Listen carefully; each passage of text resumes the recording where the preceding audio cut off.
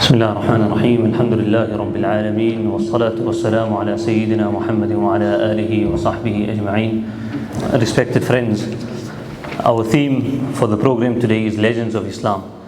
Today I would like to discuss a personality and legend by the name Sayfuddin Qutz. Now, when many people saw this name on the poster, they were unaware of him. And some even asked me, who is he, whether he was a Muslim also or not.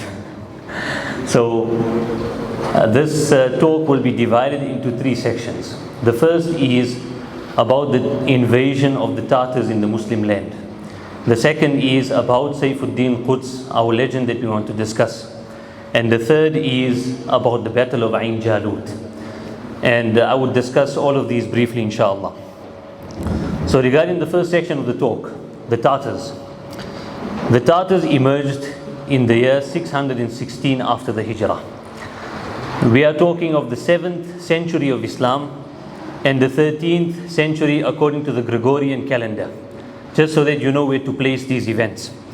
And by the year 639, meaning over a period of 36 years, the Tatars were able to expand the empire from Korea in the east to Poland in the west, from Siberia in the north to the southeast ocean of China. This is how vast the empire had become. So this had made them, in a period of 36 years, they had become the first and the strongest superpower of the world in 36 years. Alright, let's move on. In the year 656, right, few years later, the capital of the Abbasid Khilafah, which is Baghdad, fell at the hands of the Tatars. And 2 years later, the entire region of Syria that we know today, the Levant, Sham, that had also fallen to the Tatars.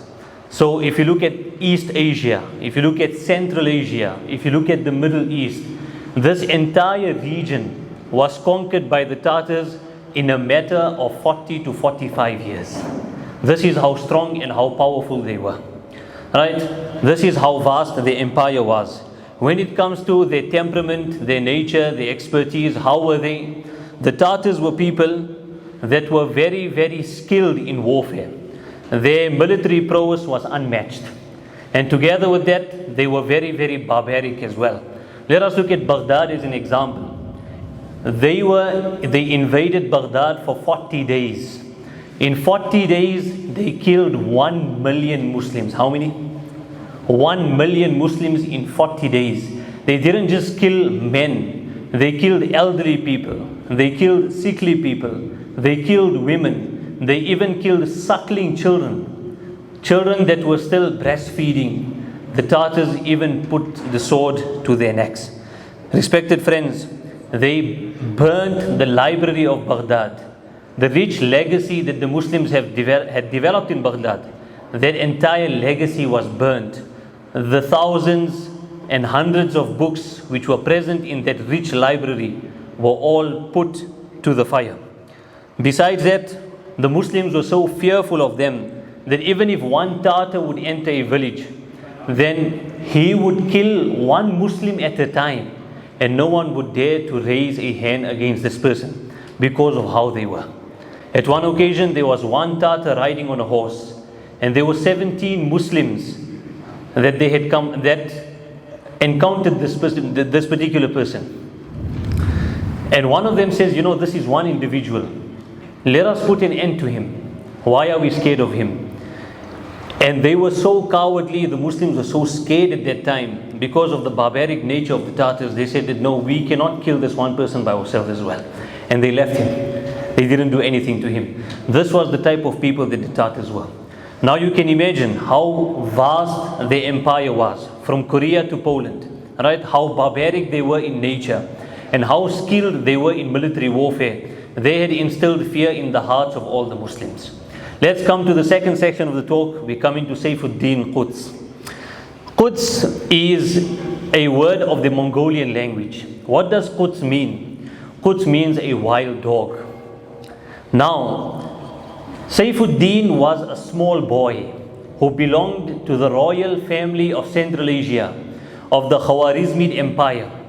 His entire family was killed.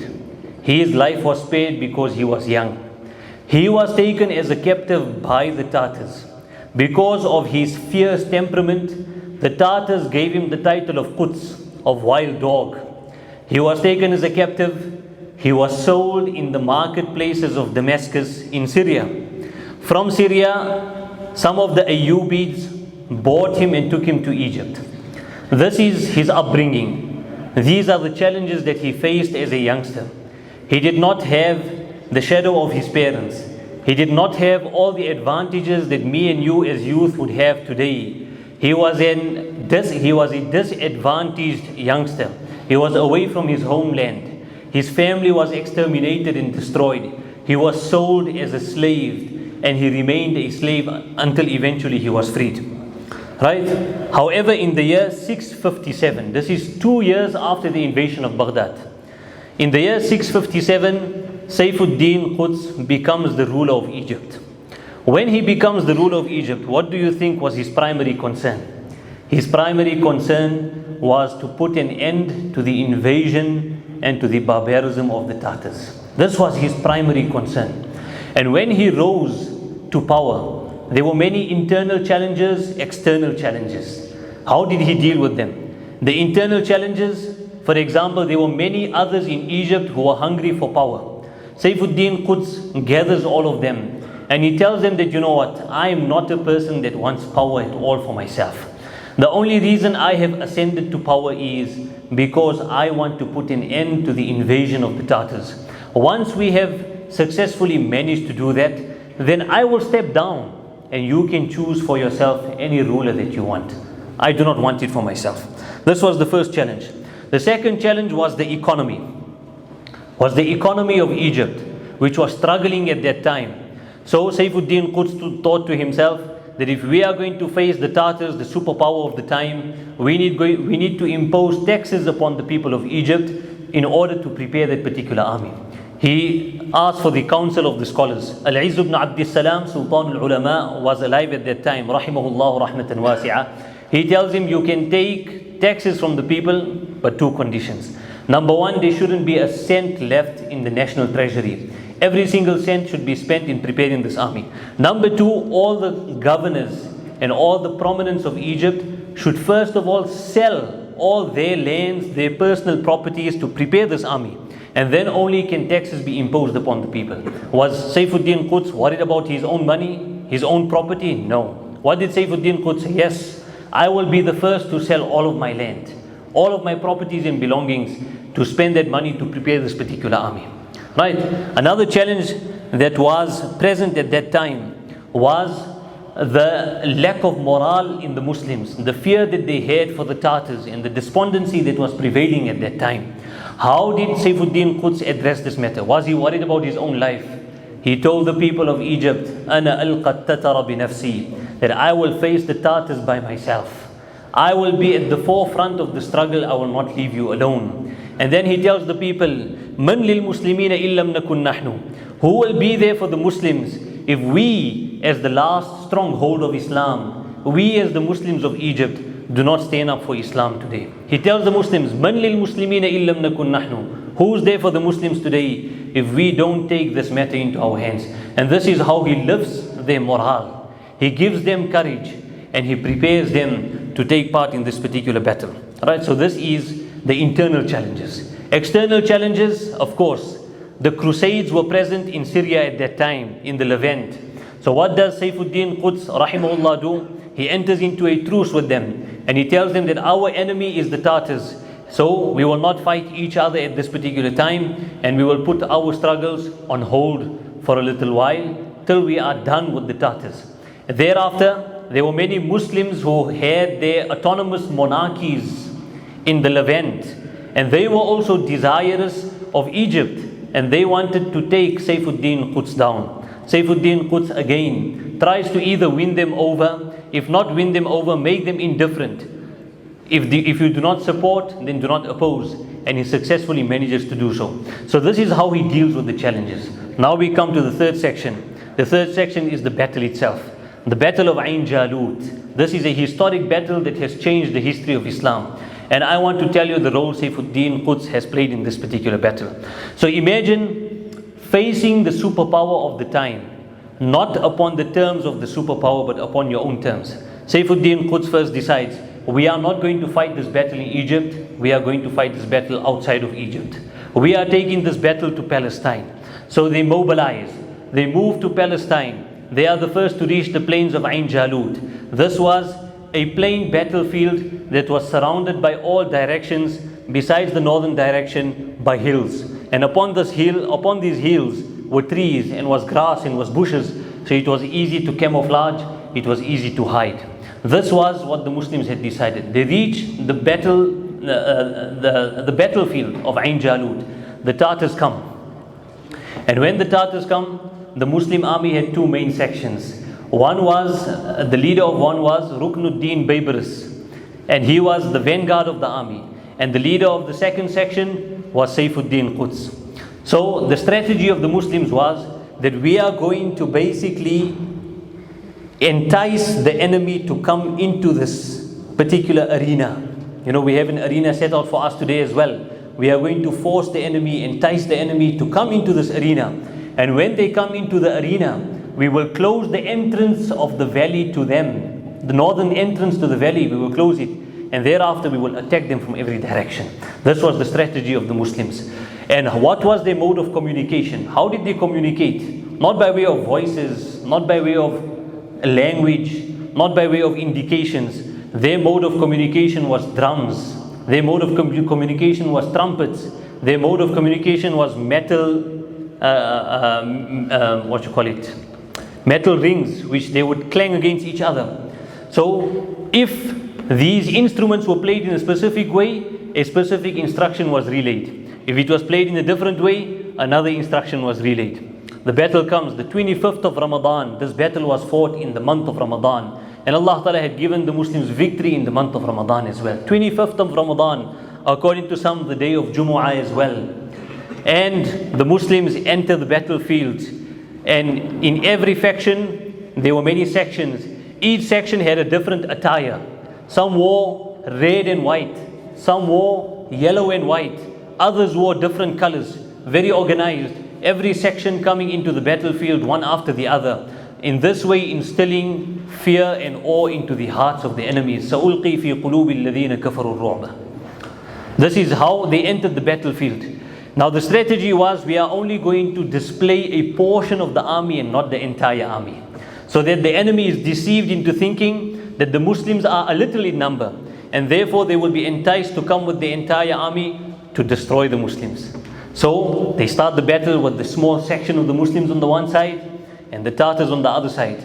The Tartars think this is a very easy task to overcome. These Muslims are very few in number. They're at the mouth of the valley on the northern side, and they slowly start making their progress. They start coming in. And as they start coming in, the Muslims played a clever trick on them. The Muslims pretended to withdraw, so they started withdrawing. And the enemy now thinks that the Muslims are now suffering defeat. They are now losing. They are losing their courage, and they are not going to fight anymore. So they even advance even more. And as the Muslims are now withdrawing deeper into the valley, subhanallah, the second faction of the army, headed by Sayfuddin Qutz rahimahullah, they come from behind the hills and they close the entrance to this particular valley. And now the Tartars are caught between two sections of the Muslim army. And imagine what happens, respected friends. This battle is intense.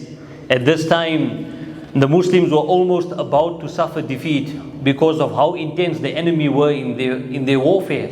But Sayfuddin Qutz himself comes into the battlefield. He says, Wa Islama, Wa Islama. Who is there to rescue Islam today? Who is there to save Islam today? He fights on his horse. And eventually his horse is shot and his horse dies. He leaves his horse, he takes off his helmet, and he fights without a helmet. He fights on his feet against the enemy, till eventually the leader of the non-Muslims, the leader of the Tartars, Kitbugha, he is killed. And because of that, the Tartars lose all morale and they start fleeing from the battlefield. But of course they cannot flee. The entrance to the valley is closed. They eventually penetrate the wall of the Muslims at that particular entrance and they make it through. The Muslims follow them. They don't leave them. in the valley of Bisan, the second battle takes place. The Muslims kill every single Tatar that was present in that battlefield. Not a single one of them walks away alive. Respected friends, at that time, what do you think Sayfuddin Qutz did? How did he celebrate this victory? He puts his face into the soil. He puts his face into the ground and he says, "Oh Allah, this is all because of your help and your nusrah. This is not because of Sayfuddin Qutz. Sayfuddin Qutz is not the leader of the Muslims. Sayfuddin Qutz is not a warrior and a commander. Sayfuddin Qutz is just your servant and you have helped your servant today." Respected friends, wa Islama. Today we require those youth who have a passion for Deen, who don't live for themselves, who live for the Ummah, who know that their youth and their lives is not just for leisure and pleasure, but know that their lives is to be flag bearers of the Deen, to be those who will take the Deen of Allah subhanahu wa ta'ala far and wide, to those youth who know that they will fight the challenges of the Ummah against the enemies of the Ummah in whichever way it might be. May Allah subhanahu wa ta'ala give us all the tawfiq and the understanding to draw inspiration from the life of Sayfuddin Qutz and from all the legends of Islam. Wa akhiru da'wana alhamdulillah rabbil alamin.